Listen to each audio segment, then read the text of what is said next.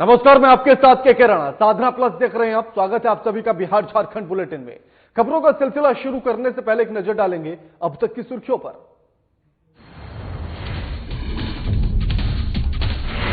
बिहार के शेखपुरा विधायक रणधीर सोनी का वीडियो वायरल। रोजगार की मांग करने पर लोगों पर भड़के विधायक। बिहार कांग्रेस के ऑफिशियल ट्विटर पर वीडियो वायरल। कार्रवाई की जा रही है मांग।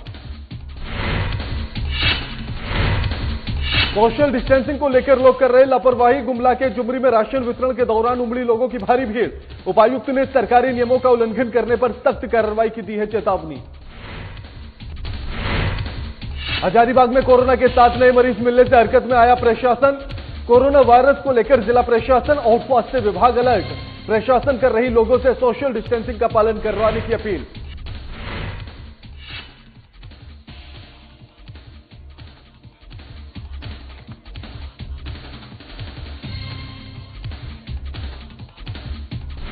लॉकडाउन में फंसे मजदूरों की घर वापसी। पूरे देश में इसके साथ साथ लोहरदगा में भी किसानों का हाल बेहाल। बेमौसम बारिश होने से किसानों के अरमान पर फिरा पानी। किसानों को नहीं मिल रही फसल की लागत।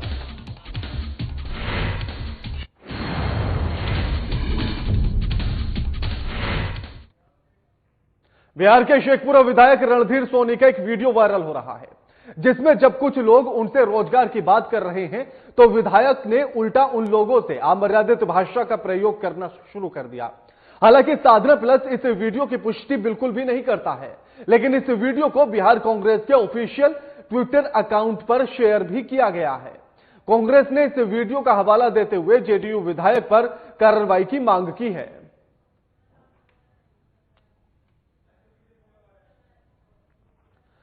तस्वीरें आपकी टीवी स्क्रीन पर है, वो वायरल वीडियो भी आपकी टीवी स्क्रीन पर है। आपको बता दें कि ये बिहार के शेखपुरा विधायक है रणधीर सोनी का ये वीडियो है जो लगातार वायरल हो रहा है। हालांकि साधना प्लस इस वीडियो की पुष्टि नहीं करता है, लेकिन जैसे ही लोगों ने विधायक साहब के सामने रोजगार को लेकर बात रखी, उन्होंने रोजगार की मांग की, तो विधायक साहब उल्टा लोगों पर ही भड़क उठे। अमर्यादित भाषा में उनसे बात करने लगे। साथ ही आपको बता दें कि इस वीडियो को बिहार कांग्रेस के ऑफिशियल ट्विटर अकाउंट पर भी शेयर किया गया है। कांग्रेस ने इस वीडियो का हवाला देते हुए जेडीयू विधायक पर कार्रवाई की मांग की है और इस वीडियो की कार्रवाई पर इस पर जांच होना, इस पर कार्रवाई होना भी बेहद आवश्यक है। हालांकि साधना प्लस इस वीडियो की पुष्टि बिल्कुल भी नहीं करता है।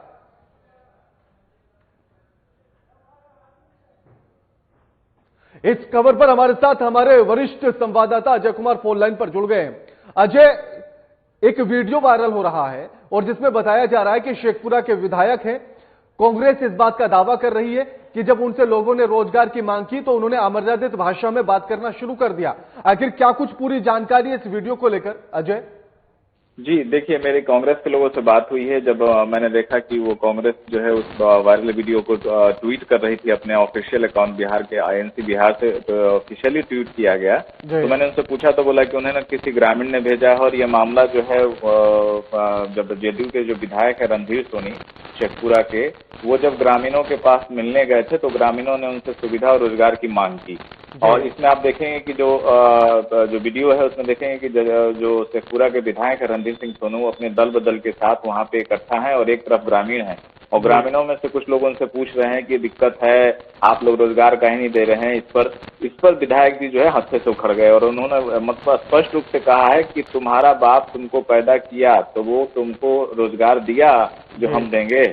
इस पर कुछ लोगों ने रिएक्ट भी किया कि इस तरह की मतलब कांग्रेस के लोगों ने रिएक्ट किया कि इस तरह की भाषा का इस्तेमाल नहीं करना चाहिए। ऐसे भी पूरा देश जो है, विश्व जो है संकट में है और इस तरह से अगर कोई आपकी जनता जो है आपसे गुहार लगा रही है तो उनकी दर्द को अच्छे से समझे और उस पर मरहम लगाने की कोशिश करें, ना कि अपनी दबंगई दिखाने की कोशिश करें।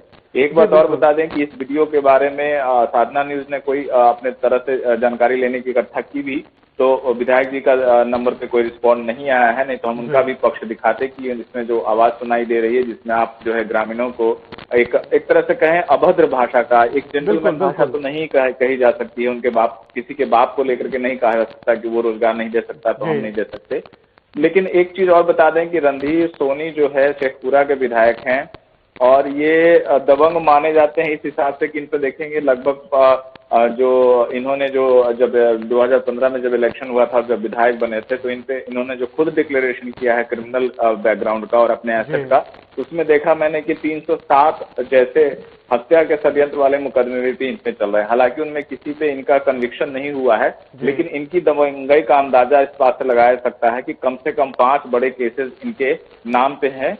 भले उनमें अभी सजा नहीं हुई है, लेकिन आरोपी तो जरूर हैं। और ये दबंगई जो इस वीडियो में दिख रही है, अगर ये वीडियो अगर सच में सही है, तो निश्चित रूप से नेताओं के लिए शर्म की बात है, डूब मरने की बात है कि जनता खुद कष्ट में है और आप इस तरह की भाषा से उनको एक तरह से बेइज्जत। सवाल ये कि आखिर प्रशासन क्या कुछ कार्रवाई करने की बात कह रहा है इस वीडियो को लेकर, और दूसरा जिस तरह से उन्होंने किसी के बाप को ले जाकर जिस तरह की अमर्यादित भाषा का प्रयोग किया है, आखिर रोजगार पैदा करना, रोजगार का सृजन करना सरकार का काम होता है, उसको आखिर किस तरह से लिया जाए। और जब इस तरह की भाषा नेताओं की होने लगेगी तो फिर कैसे यकीन कर लिया जाए कि हम विकास की तरफ बढ़ेंगे या विश्वगुरु बनने की तरफ हम बढ़ेंगे। जी बिल्कुल, आप सही कह रहे हैं। पूरा विश्व जो है इस महामारी से लड़ रहा है। हर कोई, चाहे सरकारें क्यों ना हो, अपने जितनी उनकी क्षमता है उस तरह से लोगों की सहायता की कोशिश कर रही है। लेकिन कुछ लोग अपने आप को जो है लोगों का तारनहार समझ लेते हैं, और कुछ नेताओं की एटीट्यूड, कुछ अधिकारियों का एटीट्यूड। इससे पहले मैंने कुछ अधिकारियों के बारे में भी बताया था कि बक्सर में एक अधिकारी थे, वीडियो थे, इन्होंने मतलब क्वारंटाइन सेंटर पर जाने पर मीडिया कर्मियों के हाथ पैर तोड़ देने की बात की थी, उन्होंने माफी मांग ली थी। शायद इसी तरह का केस इसमें भी होगा।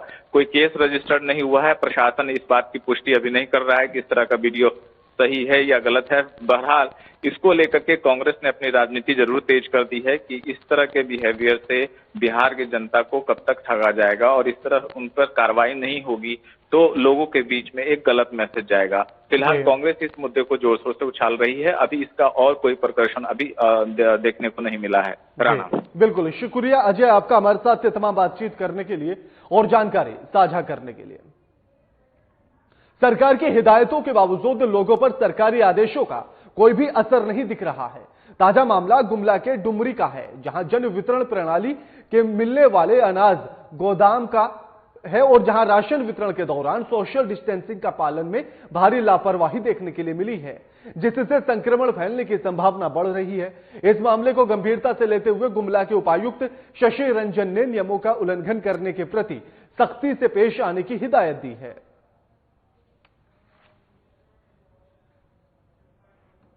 अभी सभी जगह जो भी कार्य किए जाने हैं उसमें सोशल डिस्टेंसिंग और फेस कवर का उपयोग किया जाना है, और सब जगह हो भी रहा है।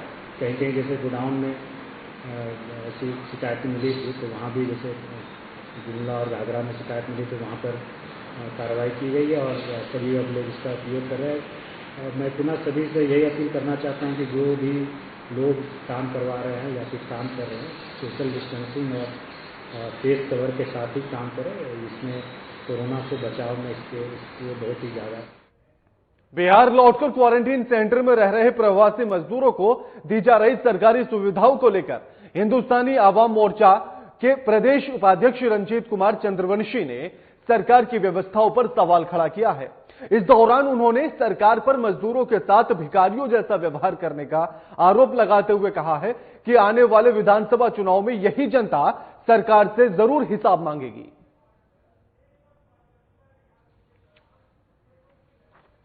सेंटर में खाना के लेकर बिहारी मजदूर को जिस तरह से परेशानियां हो रही है, इसका सीधी मुकम्मल व्यवस्था पर सोचने का विषय है। आज जो क्वारंटाइन सेंटर में मजदूर हैं वो लाचारी की जिंदगी जी रहे हैं। खाने के नाम पर बिल्कुल उन्हें चावल और नमक मिर्चा इस तरह से खाने का व्यवस्था किया जा रहा है जैसे भिखारियों की तरह उन लोगों का व्यवहार किया जा रहा है। आखिर हम सरकार से जानना चाहते हैं, क्या वह भारत का नागरिक नहीं है, बिहार का नागरिक नहीं है, बिहार का मतदाता नहीं है? जिस समय चुनाव होती है उस समय यही मतदाताओं को तरह तरह का प्रलोभन दिया जाता है। हजारीबाग में बीते दिनों में कोरोना वायरस के 7 संक्रमित मामले सामने आए हैं, जिसके बाद जिला प्रशासन की मुस्तैदी काफी बढ़ गई है। इस दौरान प्रशासनिक महकमे में काफी सक्रियता देखने के लिए मिल रही है। हजारीबाग के उपायुक्त भुवनेश प्रताप सिंह और पुलिस अधीक्षक कार्तिक एस अन्य अधिकारियों के साथ हजारीबाग की सड़कों पर लोगों से सोशल डिस्टेंसिंग का पालन करने और बेवजह घर से न निकलने की अपील करते हुए दिखाई दिए हैं।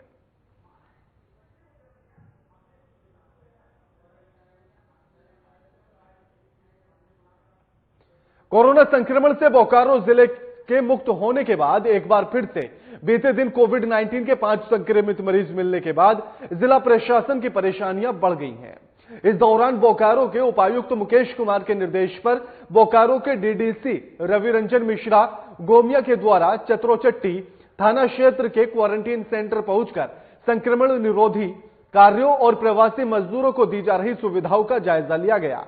इस दौरान डीडीसी ने लोगों से बातचीत करते हुए उन्हें आवश्यक सुझाव भी दिए हैं। वहां पर रहने में कोई दिक्कत तो नहीं है। पानी, बिजली, शौचालय, खाने की सुविधा क्या क्या है। अगर कोई त्रुटियां हैं तो उसका निराकरण भी जल्दी होना चाहिए। कोई आशंका है लोगों को तो आशंका नहीं रहना चाहिए, अफवाह नहीं फैलाना है। इन्हीं सब बातों को लेकर के यहाँ पर हम लोग आए थे और कोई इंस्पेक्शन ये नहीं है, एक्चुअली देखने आए थे कि क्या क्या वास्तव में सुविधा मिलना चाहिए है कि नहीं है। एक छोटे से ब्रेक के लिए रुकेंगे, जल्द हाजिर होते हैं।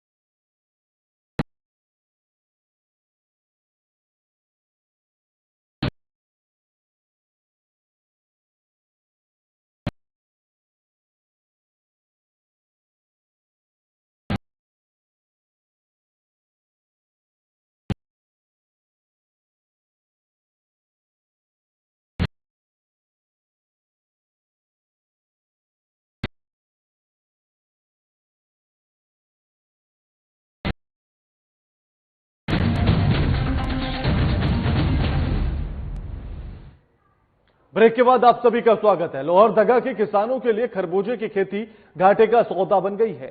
गर्मी के शुरुआती दिनों में ही खरबूजे पर कोरोना वायरस की मार दिखने लगी थी।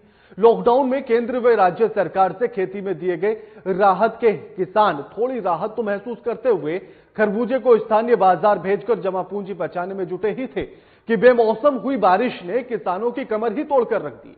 कोविड-19 के लॉकडाउन और फिर बेमौसम बारिश ने किसानों की उम्मीदों पर पूरी तरह से पानी फेर दिया। लोहरदगा में लगातार हो रही बारिश के कारण खरबूजे की मिठास कम हो गई है, जिससे खरबूजे की डिमांड भी अब नहीं रही है। कोरोना वायरस महामारी के साथ ही इस बेमौसम बारिश ने खरबूजा उत्पादक किसानों की चिंताएं बढ़ा दी हैं। स्थानीय मंडी में खरबूजे की मांग नहीं हो रही है, लेकिन फिर भी किसान खरबूजे को बाजार पहुंचाने कर अपनी लागत निकालने में जुटा हुआ है।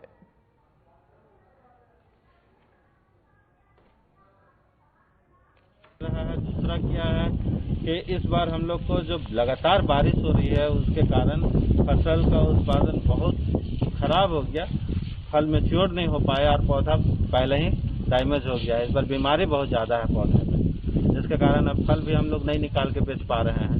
खेत में सारा फल आप देख रहे हैं कि ये खराब हो रहा है, जिसमें कुछ ही फल हम लोग बेच पाएंगे, कुछ फल तो अब ये गया, इसी में खाद बन जाएगा। नुकसान तो हुआ है इस बार। अब डाकिया शाही लीची की होम डिलीवरी करेंगे। अब आपको बता दें कि लॉकडाउन के कारण मुसीबत में फंसी लीची उत्पादक किसानों को राहत पहुंचाने और फिर आम लोगों को लॉकडाउन के बीच मुजफ्फरपुर की मशहूर रसीली लीचियों के स्वाद का मजा दिलाने के लिए डाक विभाग अब उपभोक्ताओं के घर तक लीची की होम डिलीवरी करेगा। उपभोक्ता को घर तक लीची पहुंचाएगा। साथ ही आपको बता दें कि उपभोक्ता को घर तक लीची मंगवाने के लिए वेबसाइट पर ऑनलाइन ऑर्डर भी करना होगा।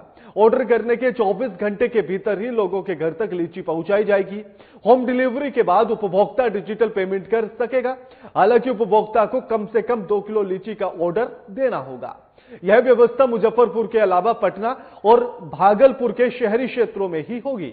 लॉकडाउन की वजह से लीची की बिक्री को लेकर राज्य बागवानी मिशन पटना ने डाकघर के साथ उपभोक्ता के घर तक होम डिलीवरी सेवा देने के लिए करार किया है, यानी कि एक डील की है। यह सेवा जल्द ही शुरू कर दी जाएगी।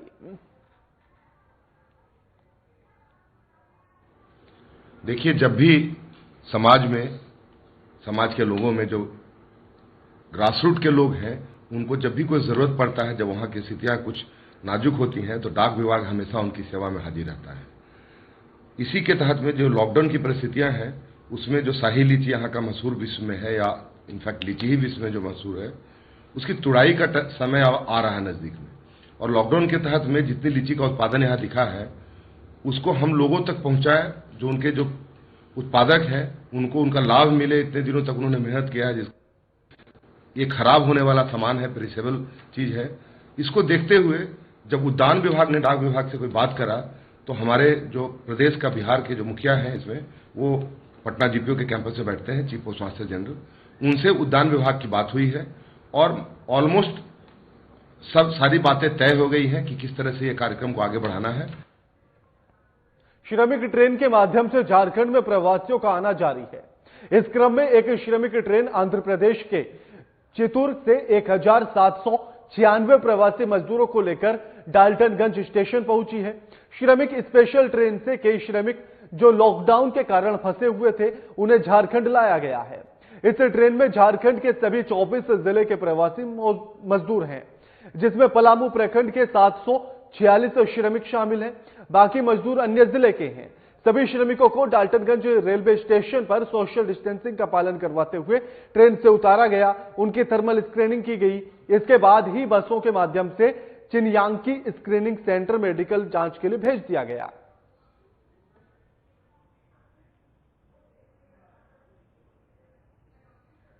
झारखंड में राष्ट्रीय और अंतर्राष्ट्रीय जगहों से मजदूरों की वापसी का सिलसिला लगातार जारी है।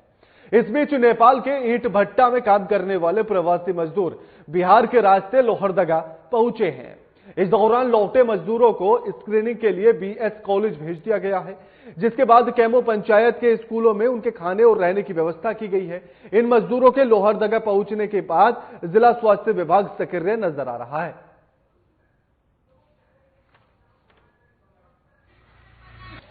जगह की नेपाल है और जाते थे वहाँ सिसोनिया चौक।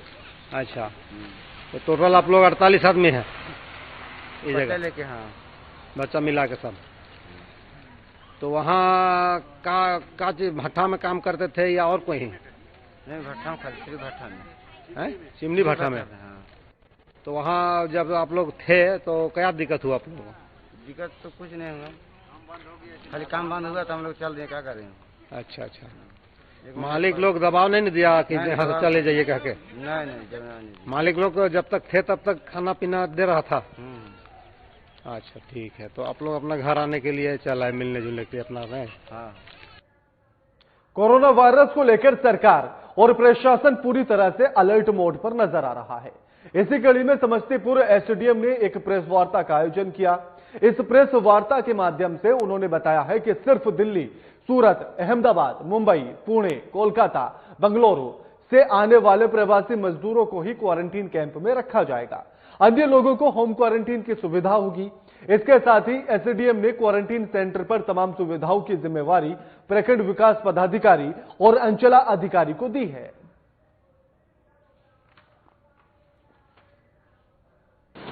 आज के दिन समस्तीपुर में जो पॉजिटिव पेशेंट की तस्वीर है वो ये है कि कुल पॉजिटिव पेशेंट हमारे यहाँ 52 है, 52, जिसमें 49 एक्टिव पेशेंट 3 रिकवर्ड हैं। आज किसी को रिलीज नहीं किया जा रहा है, तो 49 एक्टिव पेशेंट, 52 टोटल हमारे पॉजिटिव पेशेंट। उसके साथ ही जो मुख्य सचिव महोदय के वीसी के बाद जो निर्देश राज्य सरकार से प्राप्त हुआ है, तो उसमें जिलाधिकारी महोदय के निर्देशानुसार से प्रखंड और पंचायत स्तरीय क्वारंटाइन कैंप चालू रहेंगे। उसमें 7 टाइप ए शहर हैं: सूरत, अहमदाबाद, मुंबई, पुणे, दिल्ली, कलकत्ता और बेंगलोर। यहाँ से आने वाले लोगों को क्वारंटाइन कैंप में रखा जाएगा और नॉन टाइप ए जो इन शहरों से नहीं है। बिहार में लॉकडाउन के कारण प्रवासी श्रमिक दिल्ली, उत्तर प्रदेश, झारखंड, बंगाल सहित कई जगहों से सैकड़ों किलोमीटर पैदल चलकर अपने घर जाने के लिए विवश हैं। सरकार लाख अपनी पीठ को थपथपा ले, लेकिन सच्चाई से देश की जनता मुंह नहीं मोड़ सकती है।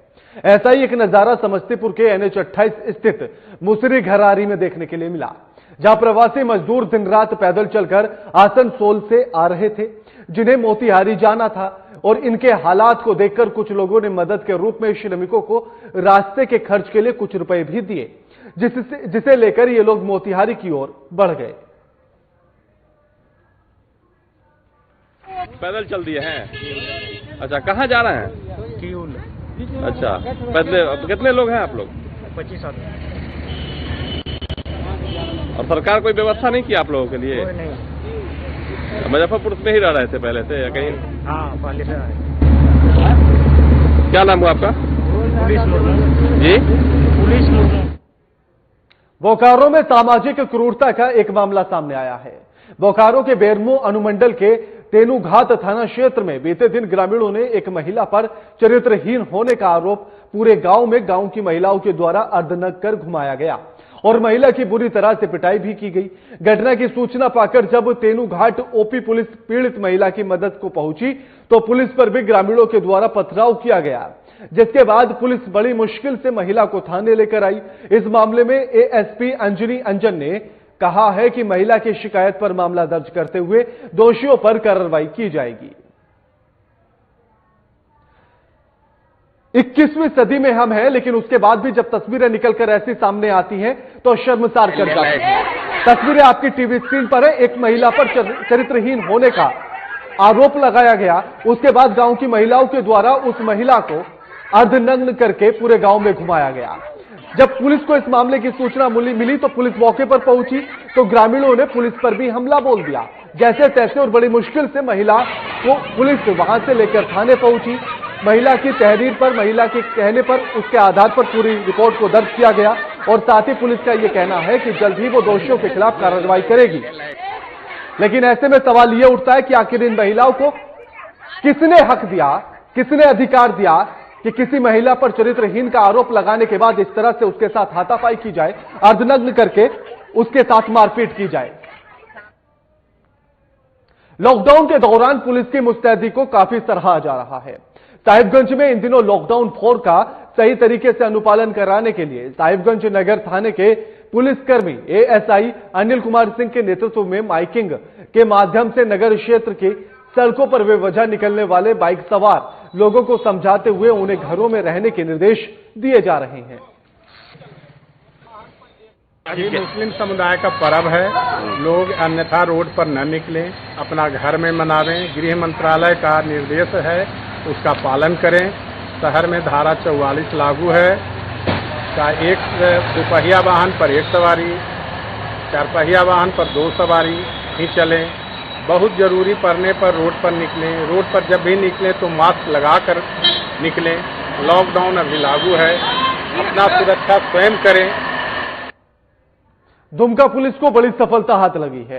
टोंगड़ा थाना अंतर्गत पुलिस ने लूट का प्रयास कर रहे गिरोह का पर्दाफाश करते हुए 8 लोगों को गिरफ्तार कर लिया है। इस दौरान पुलिस ने गिरफ्तार लोगों के पास से लूटे गए 4,800 रुपए भी बरामद कर लिए हैं। साथ ही मोबाइल फोन, चाकू और आधार कार्ड सहित अन्य सामान बरामद किया गया है। दुमका के पुलिस अधीक्षक अबर लड़का ने इस घटना की जानकारी देते हुए मामले के त्वरित निष्पादन को लेकर पुलिस कर्मियों की सराहना भी की गई है। बुलेटिन में फिलहाल इतना ही। लगातार खबरों के लिए देखते रहिए साधना प्लस। नमस्कार।